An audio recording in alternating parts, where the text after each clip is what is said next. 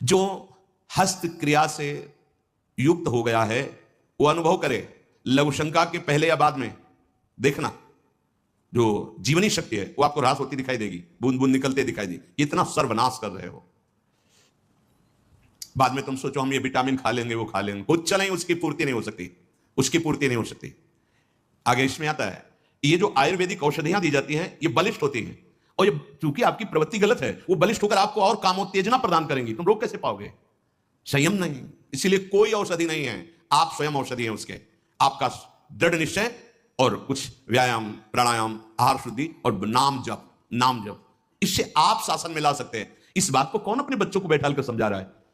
अगर वो नहीं है तो सावधान हो जाएंगे कि अगर कोई ऐसी बात बताता है तो माता पिता ने मुझे पहले सिखा रखा है कि ये बहुत नाशकारी क्रिया है, कभी ऐसा नहीं करना। आप बताते हैं क्योंकि आपको फुर्सत कहां है, आप अपने मनोरंजन में मस्त है, आपको यही लगता है खिलाना पिलाना ही केवल बच्चों का प्यार दुलार है। नहीं, कभी बैठा लिए, उनकी दिनचर्या देखिए, आप उनसे पहले इस महान दुर्गुणों का आगाह कीजिए कि ऐसी ऐसी बातें आगे कोई तुम्हें सिखा सकता है या तुम्हें है तो नहीं, जानकारी करनी चाहिए। अगर कभी ऐसा हो तो मत, ऐसा मत करना।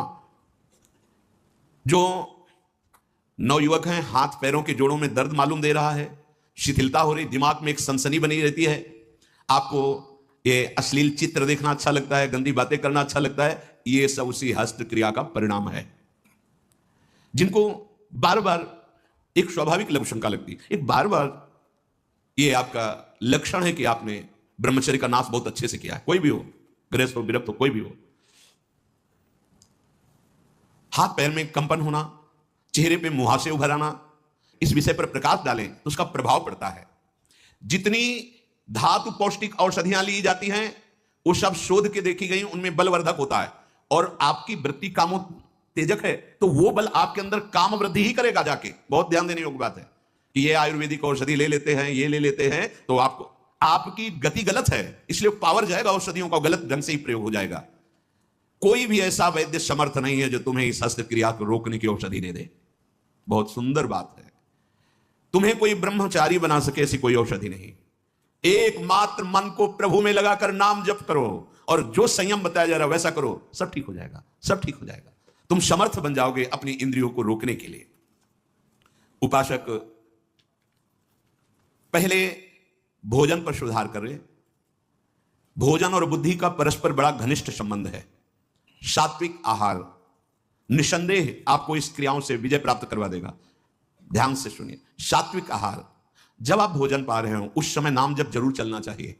अगर उस समय गलत दृश्य देख करके, गलत बातें चिंतन करके भोजन पाओगे तो उसका प्रभाव आपको और गलत में लगा देगा, भले सात्विक भोजन है। ध्यान दीजिए, भोजन के समय जरूर बड़ा आनंद मिलता है। जैसे आप प्रसाद पा रहे हो और आपका अभ्यास फिट है, अब लगा दिया प्रथम यथामति प्रणमो श्री वृंदावन तिरम्य श्री राधिका कृपा बिनु, सब बड़ा पद है, देखत नव निकुंज सुन सजनी लागत है यति चारु, पद अंदर चल रहा है और अब प्रश्न चलो नहीं है साहब का अभ्यास, राधा राधा राधा। उस समय व्यर्थ की वार्ता, उस समय व्यर्थ का चिंतन, व्यर्थ के दृश्य देखते हुए भोजन, गलत संस्कार पड़ रहा है।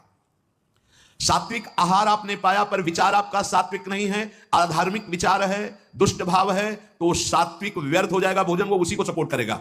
भोजन के समय बिल्कुल सावधान रहो, वो आपकी नस नाड़ियों में फैलकर वैसा ही प्रभाव फैलाएगा जैसा आप चिंतन कर रहे हैं। भोजन के समय जैसा विचार होता है ठीक वैसा ही आपका स्वभाव बनता है। महापुरुषों का स्वानुभव पूर्ण सिद्धांत है कि भोजन के समय सावधान। भोजन में जो रस बनता है वो नस नस में फैलता है और जिस चिंतन से चिंतित होकर पाया वैसे ही प्रभाव पड़ता है। स्थूल भोजन का सूक्ष्म विचार पर प्रभाव पड़ता है, कई गुना प्रभावशाली प्रभाव आपके चिंतन का पड़ता है भोजन में। बहुत शुद्ध भोजन हो, सात्विक भोजन हो, पर आपका विचार भोजन करते समय सही नहीं, आपका चिंतन सही नहीं। इसलिए देखो संतजनों का जब कभी प्रसाद पाने तो पहले नाम कीर्तन होता है, फिर बहुत से जय जयकार लगते हैं और बीच बीच में जोर जोर से राधे श्याम की गुण, कि आपका चिंतन भागवतिक रहना चाहिए। देखो ना, हमें लगता है 10 मिनट तो केवल जय जयकार ही होती है। अयोध्या मथुरा की जय, पूरे जितने अपने ठाकुर जी सब की जय जयकार। वो रसगुल्ला की तरफ देख रहा है पर जय पूरी हो तब ना जय जय बोलना ही पड़ेगा, कीर्तन करो। ये कितनी सुंदर प्रणाली है। भोजन बहुत सात्विक, बहुत, ये जीवन बड़ा उज्जवल भविष्य करने के लिए मिला है। भोजन के समय पवित्र, उच्च, निर्भय, शांत और भगवान नाम जप, ऐसे भाव होने चाहिए। उपासक को जिसे ब्रह्मचर्य रहना है, 2 समय भोजन हल्का या 1 बार भरपेट, 24 घंटे में पर्याप्त है ब्रह्मचारी के लिए। 2 बार तो हल्का।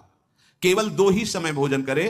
पहला भोजन का समय 10 बजे से लेकर 1 बजे के बीच में, दूसरा संध्या होने के बाद 8 बजे तक, इसके बाद नहीं। अगर इसके बाद आप पाते हैं तो आपकी दिनचर्या में फर्क पड़ेगा, वो आपके कई दोष प्रकट कर देगा। देखो, जीवन को यदि आप मंगलमय प्रकाशशील बनाना चाहते हैं तो महापुरुषों के वचन मानने पड़ेंगे। कोई भी बिना सदाचरण किए सुख शांति को नहीं प्राप्त होता। आज हमारी सब दिनचर्या नष्ट हो गई है और हम चाहते हैं सुख शांति आनंद ऐश्वर्य वैभव, और आचरण हो रहे हैं दुख और अशांति और दरिद्रता आने वाले। और आप चाह कैसी आचरण, कैसे? भोजन 2 समय, बहुत ध्यान से। पहला 10 से 1 बजे तक, और मध्याह्न में भोजन पाने के बाद चाहे 15 मिनट ही हो, आप विश्राम कीजिए, दाएं बाएं करवट सीधा ऐसे। दिन अगर आपको रात में सोने से पर्याप्त नींद हो जाती तो फिर दिन में सोने की जरूरत नहीं, नाम चिंतन करते हुए फिर आप बैठ जाइए, फिर अपनी दिनचर्या में लगिए। शाम के 8 बजे तक भोजन हो ही जाना चाहिए, क्योंकि घंटा आध घंटा टहलना अपनी दिनचर्या, और फिर आप शयन कीजिए, फिर आप जग जाइए समय से। अगर आपको भगवत मार्ग में संयम पूर्वक चलना है तो आपको सुधारना होगा। हमें लगता है पर्याप्त जो अपने साधकों की दिनचर्या शायद इसी के अंतर्गत ही है। अगर आपका 2 बार भोजन में विक्षेप पड़ता है तो 1 बार भोजन अच्छे से पा लीजिए, थोड़ा मध्याह्न में विश्राम, बस राधा राधा। अगर चल जाए तो जैसे मिलता है आधा लीटर दूध या 250 ग्राम जो भी, शाम को उसको पी लीजिए। मतलब ब्रह्मचारी को ज्यादा किसी पदार्थों की ताकत की जरूरत नहीं होती, वो स्वयं में इतना। अब अनावश्यक आप डालते रहोगे अनावश्यक, तो फिर आपका चिंतन भी बिगड़ जाएगा, आप नहीं संभाल पाओगे। बहुत संयम की जरूरत है। बहुत गर्मा गर्म भोजन ब्रह्मचारी को नहीं करना चाहिए, उससे आपके ब्रह्मचर्य पे फर्क पड़ जाएगा। ताजा भोजन है पर धुआं नहीं उठना चाहिए, शांत। ये गर्मा गर्म जैसे ना, बिल्कुल नहीं। भोजन हमेशा सात्विक, ताजा, सादा होना चाहिए। जो जैसे रोटी और ये सब मठरी आदि जैसे 1-2 दिन, मीठा आदि 1-2 दिन, लेकिन जैसे रोटी आदि ये शाम की बनी सुबह नहीं पाई जा सकती, क्योंकि उससे फिर बुद्धि में प्रमाद और तमोगुण बढ़ने की चेष्टा। बासी अन्न नहीं। अच्छा, भिक्षावृत्ति में ये बड़ी सामर्थ्य है कि हमारी झोली में मांगने पर जो आया वो ब्रह्म स्वरूप है, उसका कोई इन सतोगुण रजोगुण तमोगुण से कोई उसका प्रभाव नहीं। ये भिक्षान्न में बहुत बड़ी सामर्थ्य है। राधेश्याम बोला कोई 5 दिन की सूखी रोटी दे दे, वो हमारे लिए अमृतमय, वो नहीं होगा, ये तो बासी है, क्या तमोगुण पैदा करेगी? नहीं, वो महाप्रसाद स्वरूप हो जाती है। लेकिन अगर सुविधा है तो ताजान, बहुत गर्मा गर्म नहीं, सात्विकन और कम कम से बहुत लाभ होता है। आपकी सारी जीवनी शक्ति आंतों में पचाने में लग जाती है। अच्छा, एक बार पच नहीं पाया, दोबारा फिर उतने जान लिया तो भजन क्या करोगे? थोड़ा जो जीवनी शक्ति है उसको आप ईश्वर के ध्यान में, चिंतन में लगाने। जिस दिन आप व्रत रहते हैं, जो एकादशी, तो आप देखो उस दिन ज्यादा भजन होगा, अल्पाहार। अगर आप अन्न को उतना ही सीमित पाए जो आपके भजन में विक्षेप ना डाले, ये ठूस ठूस के यहां तक भले क्यों? तुम शरीर हो क्या? तुम्हारा विषय क्या है? अरे समझो, बेकार को इस थैले को मोटा करते चले जा रहे हो। ये थैला है। उठने में परेशानी, चलने में परेशानी, बड़ी समस्या दिनचर्या करने में। अब इतना बड़ा पेट हो गया तो दिनचर्या कैसे करें? कैसी दिनचर्या होगी? काहे को इतना खा रहे हो? बोले वो घटाने की दवा ले रहे, किसी दवा की जरूरत नहीं है। सीधे मूंग की दाल उबालो, 2 रोटी शुरू करो। 1 महीने में अगर तुम्हारी चर्बी न कम हो जाए, तुम्हें बताना, रोज सुबह टहलो, थोड़ा व्यायाम करो। अगर जानकारी हो तो जो योगी जन आपको प्राणायाम की पद्धतियां बताए, और सात्विक भोजन, अपने आप ठीक हो जाओगे। पाना है पिज्जा बर्गर, पाना है तुमको संसारिक को, अब चर्बी बढ़ती चली जा रही, आगे पीछे ना उठने की सामर्थ्य, ना बैठने की। भाई वृद्ध हो गए हो तो बात अलग है, यहाँ तो जवान जवान कैसे, मतलब ये पेट निकलना मतलब अपने जीवन को खोखला कर देना है। बोलो अपनी दिनचर्या को कैसे कर पाओगे? अब इतना मोटा शरीर बनाने से कोई लाभ नहीं है। आप समझते हो स्वस्थ शरीर उसे नहीं कहते कि जितना मोटा हो गया स्वस्थ शरीर। आपकी दिनचर्या स्फूर्ति युक्त होनी चाहिए, वो उचित आहार से, युक्ताहार विहार, भगवान के वचन है। ये जो शब्द लिखे, ये अच्छे पदार्थों को ठूस ठूस कर खाने का स्वभाव, ये आपको संयम में नहीं रहने देगा। बढ़िया काजू पड़ी, किशमिश पड़ी, खीर है, आप हटाओ। अरे किसको पिला रहे हो? किसको? ये रसेंद्री के संतों ने कहा है, घाटी नीचे माटी। बस इतना का खेल है। इतने के नीचे गए हो सब बेकार हो। अब फूल रहा है, गैस बन रही, कब्ज बन रही, डकार इधर घूम रहे, उधर, काहे को परेशानी मोल ले ली? छोटी कटोरी जरा सा, राधा राधा, स्वाद भी हो गया, प्रसाद भी हो गया, शरीर पुष्टता के लिए। ब्रह्मचारी को काजू बादाम पिस्ता हलवा रबड़ी रसगुल्ला की नहीं आवश्यकता है, प्रार्थना मान लीजिए, नहीं जरूरत है। वो अपने आप में एक महान बल धारण किए हुए है। पर अब यही समस्या है कि ना संयम समझ पा रहे हो, ना आहार को समझ। ये आहार तुम्हारा विषय नहीं है। आपको ठीक प्राणों का पोषण करने के लिए उतना जल, उतना अन्न, उतना पौष्टिक आहार देना है जिससे हमारा मन हमारे कार्यों में हमारे अनुसार चले, जो शास्त्राज्ञा है। बहुत नमकीन, लाल मिर्च, गरम मसाला, कचौड़ी, पकौड़ी, बहुत मिठाई, चाय, काफी, प्याज, लहसुन, ये इंद्रियों को भयंकर चंचलता प्रदान करते हैं और वीर शक्ति का नाश करने में बहुत इनका योगदान है। पूज्य पादुड़िया बाबा से किसी ने कहा कि बाबा हम तो जहां भिक्षा मांगते हैं वहां प्राय पकवान ही मिलता है। बाबा ने कहा कोई बात नहीं, अगर 4 रोटी पाते हो तो 2 कचौड़ी ले लीजिए, बस हो गया, कोई परेशानी नहीं होगी। 4 की है 2 पा लीजिए।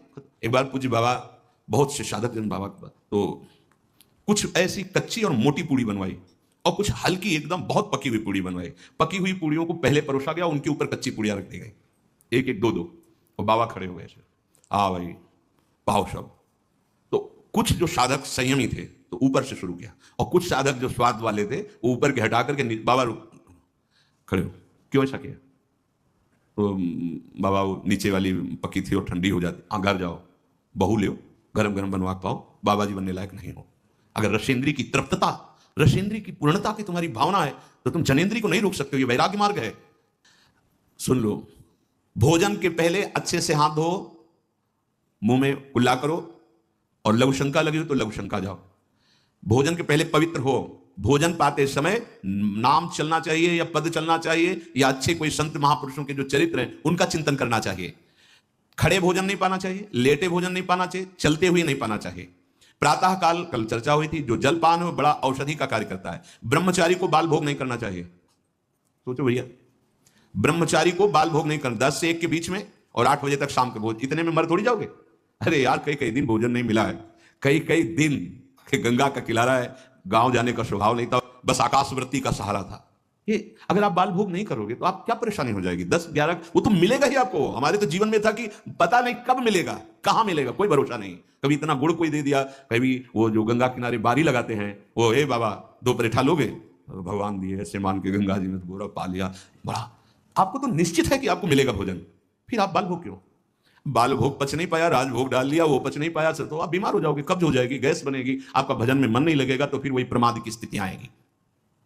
भोजन होने के बाद 100-200 कदम चलना चाहिए, टहल करके दिन में 15-20 मिनट विश्राम। रात्रि में भोजन के बाद आधा पौन घंटा नाम जप, माला उठाओ, छत में या कहीं जैसा हो, आराम से भगवत चिंतन करते हुए टहलो, इन्हें तुरंत पा करके फिश है। कल बताया था उपासक को 3 लीटर पानी पीना ही चाहिए, उससे पेशाब के द्वारा बहुत सी जो शरीर को कष्ट देने वाली वो पित्त आदि सब वो निकल जाते हैं। कब्ज की बीमारी पानी की कमी और गरिष्ठ पदार्थों के पाने से होती है, ये नहीं होना चाहिए। तभी आप ब्रह्मचर्य, जल पीते समय धीरे धीरे आराम से पीना चाहिए, गट गट गट ऐसे नहीं, राधा राधा नाम लेते थोड़ा थोड़ा 5 मिनट में धीरे धीरे। प्यास की पानी से ही बुझाएं प्यास को, सोडा वाटर, लेमन या ठंडे पेय पदार्थ जो शीशियों में आते हैं, हाँ ये ब्रह्मचर्य, संयमी, भगवत मार्ग, ये सब चीजें ले भाई। आपको अमृत पान करना है, राधा नाम सुधार समरसी, तुम बहुत सावधान। प्रकृति के विरुद्ध चलने से कभी कोई सुख का अनुभव नहीं कर सकता, बहुत सावधान। भोजन के समय आपको पानी नहीं पीना है, यह अभ्यास आपकी दिनचर्या में बहुत बाधा पहुंचा देगा। यदि आप भोजन के साथ पानी पीते हैं, गैस बनना शुरू हो जाएगी, कब्ज बनना शुरू हो जाएगा, आप परेशान हो जाएंगे। अगर आपको भोजन में पानी की आवश्यकता लगती तो आप आधा घंटे पहले थोड़ा पानी पी लीजिए, भोजन के आधा घंटा पहले, और भोजन के समय बिल्कुल मत पीजिए, और भोजन के आधा घंटा 1 घंटा बाद आप छक के पानी पी लीजिए, उतना जितना श्वास और भजन करने में परेशानी ना पड़े। खड़े खड़े पानी नहीं पीना चाहिए। रात्रि में सोने के समय गर्म दूध नहीं पीना चाहिए कि आप गरम गरम दूध पी रहे, नहीं, उसको एकदम शांत कर लीजिए दूध को, जब धुआं न रह जाए। अगर दूध भी पीना है तो पीने के बाद 20-30 मिनट टहलना चाहिए, नहीं दूध पी के आप सो गए, संयम में नहीं रह पाओगे। प्रातःकाल उठते ही सूर्योदय के पहले यदि आपको सुविधा हो जाए, एक तांबे का पात्र रखो और उसमें जल पूरी रात्रि भरा रख लो और वो पियो, तो आपको बहुत संयम में सहयोग मिलेगा और रोगों के नाश में सहयोग मिलेगा। तांब पात्र में रात का रखा हुआ जल। यह नितांत सत्य है कि कोई भी नशा करने वाला ब्रह्मचारी नहीं रह सकता। जो तंबाकू और भांग, गांजा, अफीम, इस तरह के कोई भी नशे, वो ब्रह्मचर्य नहीं टिकने देंगे।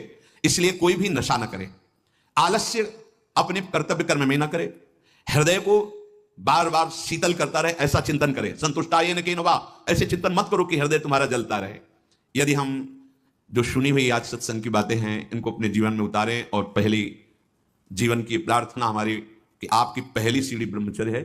यदि आप ये हस्त क्रिया या किसी भी तरह से गंदी आदतें पूर्व संस्कारवश, कुसंगवश हैं, तो आप छोड़ दीजिए, हिम्मत कीजिए, एक बार जलिए, एक बार नियम लीजिए, मैं ऐसा नहीं करूं। खान पान कीजिए और सोने का एक निश्चित समय रखिए, और जिस समय आप ऐसी हरकतों को करते हैं वो समय आप माला लेकर बैठिए। जब तक गाढ़ निद्रा का आवेश ना हो तब तक आप अपने को स्वतंत्र मत छोड़ दीजिए कि पड़े पड़े चिंतन, फिर गड़बड़ हो जाएगा। बिल्कुल ऐसा ही किया गया है जीवन में।